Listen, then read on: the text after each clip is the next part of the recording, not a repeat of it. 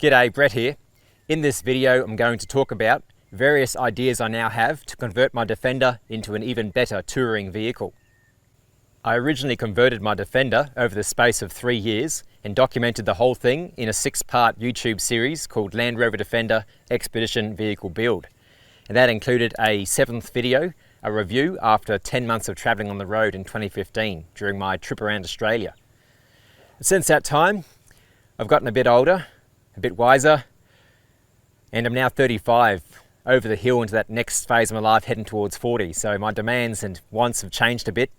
So I thought I'd share my current ideas just in case you're building your own vehicle and you can learn from some of my experiences on how to make your build even better. So I'm going to go through different areas of the car that I think can be improved and just talk about the vision I now have. So let's get started. So let's start with the sleeping arrangement. Now my original design is a simple 2-piece bed platform that just has a second piece which slides forward and sits on the mounts, and that gives me an easy bed in the back within under a minute, and I can pull up anywhere and I've got a bed. So it's very simple, very cheap, but in reality, although it's quite comfortable and cozy, it's just that I don't have much room to move around anymore. I'm pretty much stuck in this one little crawl space here, and if it's raining for a week or blowing a gale outside, there's nowhere else I can go. I can't sit up anywhere. I have to lie down, and after a week of lying down I tend to get a sore back or even pressure sores on my body. So it's not really practical for much longer for me to live like this. Plus also the storage, I'm very much limited to what I can store. I can fit 4 Wolfpack boxes in here and then this little bit here, and that's it. So if I'm trying to fit more food in, it's kind of difficult. I can't really pack it up on top because then it's sort of in the way of moving around. So the current idea, depending on how much funds I have available, would be to go for a pop-top camper conversion. So that would be another section, and then this section fits on top, the roof, and it hinges upwards. So I have a massive area inside to move around. Plus the bed platform that fits in here also pushes upwards, and that would give me standing room. So all these boxes will be moved out, platform out, and I can actually stand up inside in here and probably set up a little chair and table as well. So I could actually have somewhere to eat and cook and work on my videos, editing on my computer inside the car, so I'm protected. That would be the ultimate idea, is to get the pop-top camper conversion. Now with all that extra space, that then allows me to move on to changing the interior storage system I have. So currently I have these 2 boxes, one on each side. Now they've worked great, having the gull wing windows on the side to access them. It's so easy. But I'd probably get rid of this passenger side one and build a cabinet system that goes all the way up to the new floor for the bed platform. So it'd give me the whole space up here. I'd have multiple cabinets, so I could basically empty these 4 Wolfpack boxes out and put them in there. So all my food, as well as some of my bedding, anything else I need can go straight into that area. So then, like I said, I have all this then free to walk in and out. Now as the cabinet will go all the way up to the roof, most of this space now will be unusable, but there should be some room here because of the curvature of the sides. I could fit my axe and a few other tools here just so I can still utilize the gull wing window. Plus I was thinking they now have available MaxTrack holders which fold down as a table. So they bolt on here, it folds down, so I've got a table down here plus my MaxTrack mounted outside of the vehicle. So that would be a good little system here as a secondary table for just getting dinner ready, which would be really handy. So that's that option.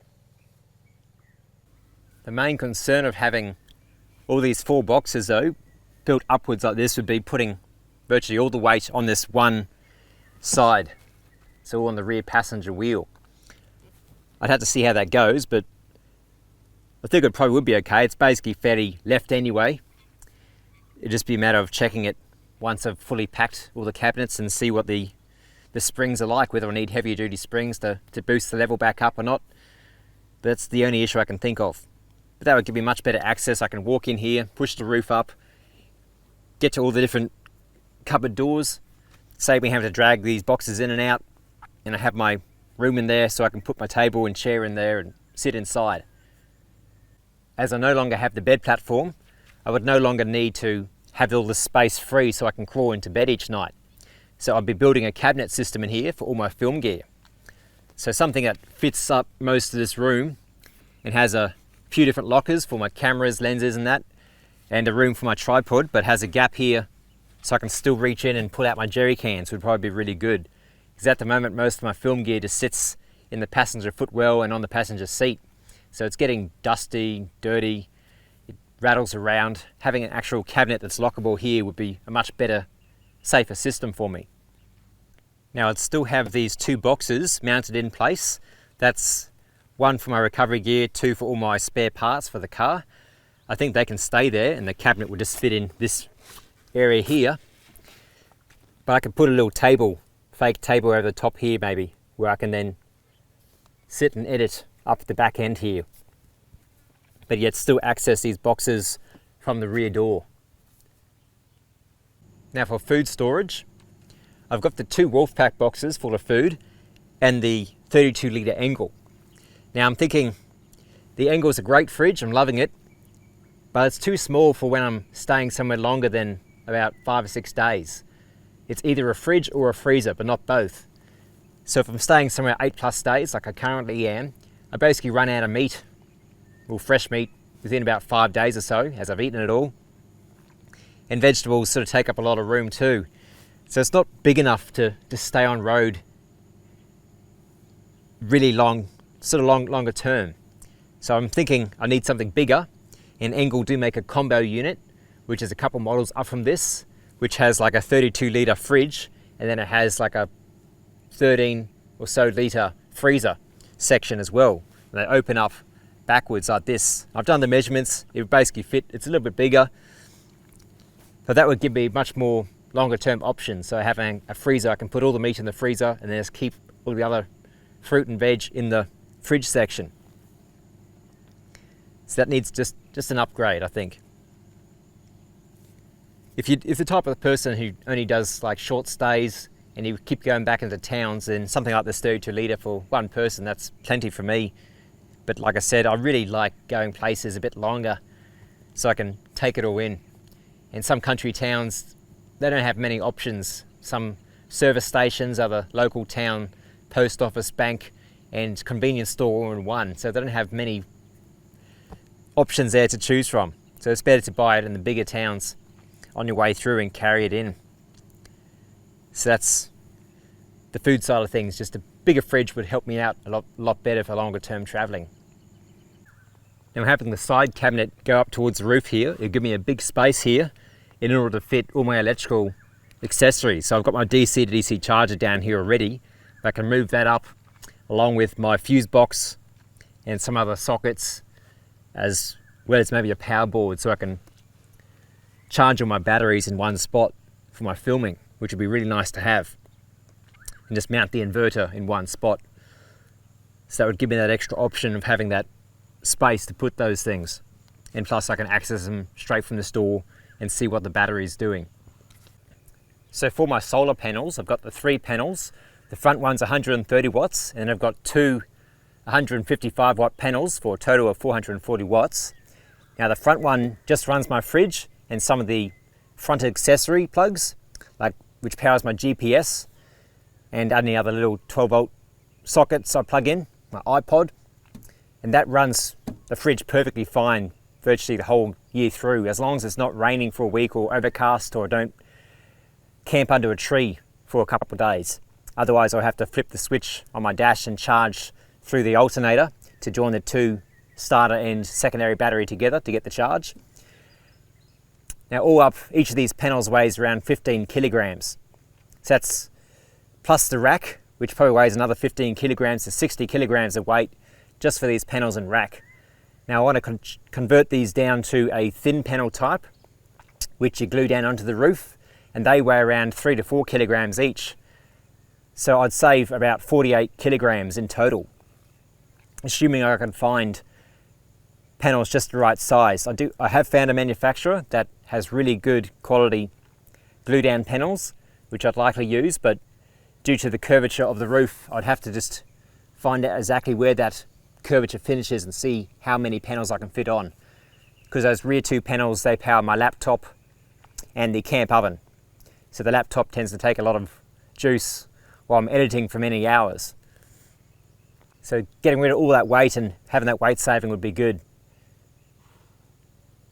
Now with the rack as well, I have all my mounting holes on the rack for my tarps, but I can change that when I get the pop top camper conversion.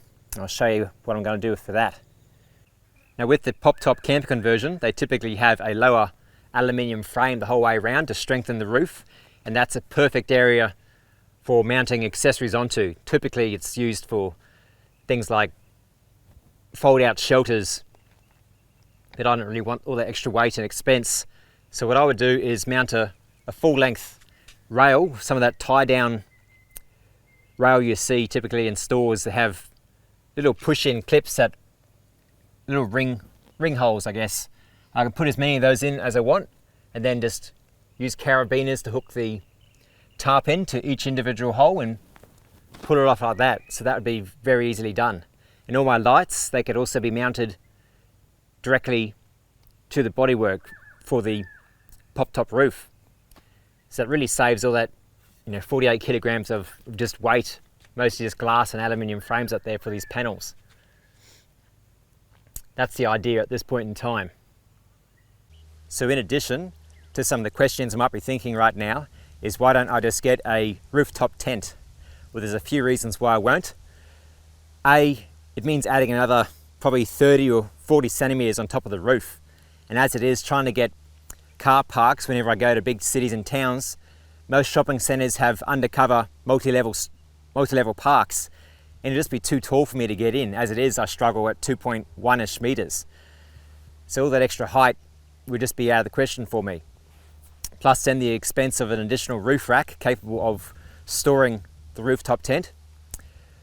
Thirdly, I already have all my solar panels set up on the roof, and I quite like having them secured on the roof. I could get fold out panels and move them around all the place, but then there's a major risk of them being stolen when I'm not in camp. At least with my car, it's charging all the time when I'm driving, and they're secured so they can't be stolen. But most of all, as I am a solo traveler, I have to think about my safety, and trying to set up a rooftop tent every single night by pulling off the covers, climbing up, pulling things around, setting up the little awnings and that. It's just too much risk to be climbing up and down a ladder every night. I might be half asleep, it could be raining, could be blowing a gale outside, and I don't want the risk of slipping off a ladder, falling down the ground and hurting myself, because there's not going to be anyone there to come help me. And then you might have the question, well, why don't I get a camper trailer? Well, as it is, my Defender kind of struggles getting up and down big hills. I don't have a lot of power, so trying to tow another 1.5 to 2 tons or more of trailer behind me is just crazy. I'd be bringing major amount of crap with me, and I just prefer to have a minimalist type camp that's quick and easy for me to get going and out of camp. So again, it comes down to safety. I like to explore a lot and see where tracks go, and some of those tracks end up being dead ends with very little room for me to turn around. So if I've got a massive trailer on behind me, I don't have the strength to disengage a trailer and push it around different places. So I could get jackknifed behind me, I can't reverse all the way back out. What am I going to do? There's no one there to help me. So it's just too risky to have a massive trailer towing around with me everywhere I go. So those are the main reasons why I'm thinking a pop-top camper. It's simple, it's quick, it's safe. I'm inside the car, undo 2 clamps, push the roof up. I've got a camp ready to go. Almost no risk of me, slipping off a ladder or getting crushed by a trailer trying to move it around. So that's my thinking at this point in time. And that's basically my vision as it stands today. It's really about just getting that comfort level up, about having somewhere I can actually live when it's raining or blowing outside, and just having better access to my gear instead of having to move boxes in and out, as well as just security for a lot of my film gear, keeping it up high and dry. So at least then with that pop-top conversion, everything inside then can be completely remodeled to have more space to build the storage higher, more food storage, a bigger fridge. It just lets me stay out longer in the bush and really enjoy the place without having to worry about getting resupply for those foods, and then having somewhere I can sit inside and edit and do work in comfort rather than living outside and trying to edit, being attacked by mosquitoes and have random animals fly past me. But I hope that's been helpful, giving you some new ideas for your vehicle and the build you may be on at the moment. So when will this build happen? I don't know. I don't know if it ever will. But that's just the idea I just wanted to share with you at this point in time, as I've just left my previous career and about to embark out to find a new career to devote myself to. So it might be some time before I get myself re-established and have some income coming in. So if you have any questions or ideas, comments, please leave them in the comment section below. Thanks for watching. If you've enjoyed this video and would like to help support the creation of more videos, please consider becoming a patron. Click on the Patreon button on the side now. Also, if you'd like to follow along on my journey and future travels, be sure to click the subscribe button below. Thanks for watching.